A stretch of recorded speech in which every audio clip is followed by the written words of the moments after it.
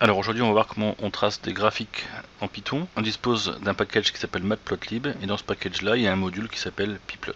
Pour l'importer il y a deux solutions on va dire. On peut faire soit from matplotlib import pyplot et puis pour pas taper pyplot à chaque fois on va lui donner un nom, on va l'appeler plt.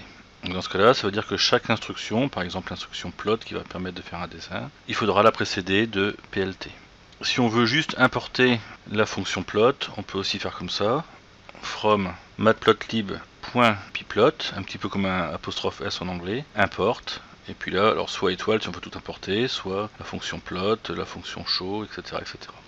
Et dans ce cas-là, on n'aura pas à mettre plt avant, on aura juste à mettre plot, et là, ce qu'on souhaite afficher. Alors avec plot, on peut soit dessiner des points, on va voir ça, soit les relier de manière à obtenir une courbe. Donc si on prend l'exemple qui est affiché à l'écran, ici il va falloir définir une liste des abscisses des points qui nous intéressent et une liste des ordonnées de ceci. Évidemment la liste X et la liste Y, alors je vais les appeler X, Y, c'est un exemple, hein, on n'est pas obligé de garder ces noms-là, doivent avoir la même taille. Donc ici ce point là il a pour coordonnées 1, 1, celui-ci a pour coordonnées on va dire 1, 4, celui-ci a pour coordonnées par exemple 3, 2, puis 5, 4, puis 5. Donc si on veut tracer ce dessin là à l'écran, on va par exemple avoir X égale donc ce qu'on a dit, 1, 1, 3, 5, 5, Y égale la liste des ordonnées qui correspond, 1, 4, 2, 4, 1, et puis après il y a juste à faire un plot XY. Et étape importante, il faut terminer par un show. C'est une fonction, donc il faut mettre des parenthèses même s'il n'y a aucun paramètre dedans, ce qui permet en fait d'afficher le résultat. Voilà, j'ai obtenu à l'écran ce que je souhaitais.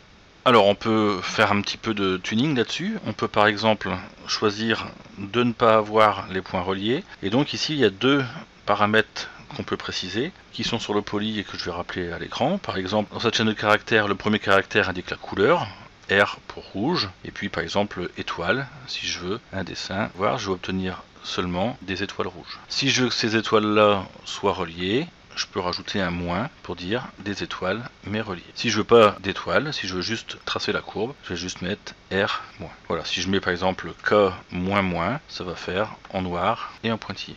Il y a beaucoup d'autres paramètres que l'on peut modifier, par exemple la largeur. Évidemment, tous ces paramètres-là ne sont pas à connaître, mais par contre, pensez-y, quand vous voudrez faire quelque chose de propre au moment de la présentation de votre TIPE, pensez à faire des graphiques soignés. Évidemment, le jour de l'écrit, c'est vraiment pas l'intérêt.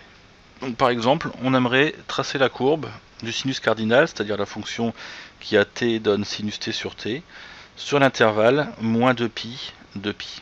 Alors pour tracer la courbe, on va faire comme la calculatrice. Ce qu'on va faire, c'est qu'on va prendre beaucoup de points dont l'abscisse est entre moins pi et 2pi. On va calculer les coordonnées de tous ces points-là, et puis on va les tracer un par un en les reliant, de manière à obtenir une courbe, en espérant évidemment que la fonction soit continue.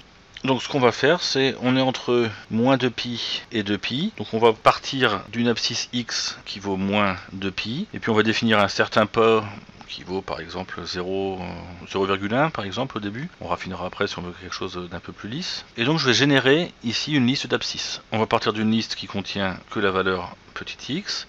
Et puis tant que petit x n'est pas encore arrivé à 2 fois pi, x égale x plus le pas, on va avancer 2 pas. Et puis je vais faire grand x.append petit x, c'est-à-dire je vais ajouter la valeur de petit x à ma liste grand x. Si je fais juste ça, alors il me dit que pi n'existe pas, c'est normal, donc from mat import pi, on peut aussi avoir la fonction sinus vu qu'on va tracer sinus x sur x sans qu'on y est. Donc si je lui demande ce que fait grand x, bah, on voit qu'on a plein de valeurs entre, alors 314 x 2 on est à peu près là, voilà, on a beaucoup de valeurs entre moins 2pi et plus de pi.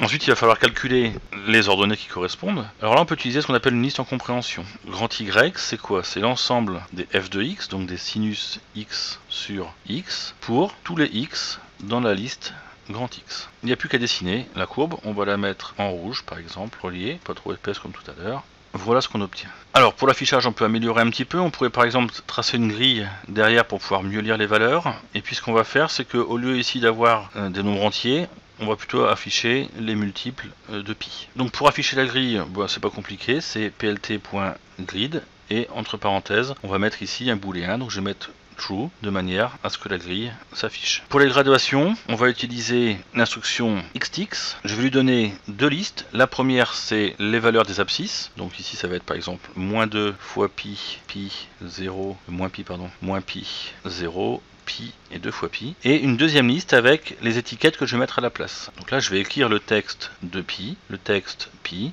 le texte 0, le texte pi, je me suis encore trompé, le texte de pi. Là, c'est moins de pi, excusez-moi. Voilà, on pourrait même améliorer en utilisant les commandes LaTeX pour ceux qui connaissent. Donc ce qu'on peut faire, c'est qu'on peut rajouter du LaTeX, on met des dollars et par exemple un anti-slash ici, pour dire c'est le symbole pi. Regardez sur le dernier, si j'ai pas mis l'anti-slash, donc il va m'écrire pi PI. Alors que là, il m'a dessiné le symbole pi.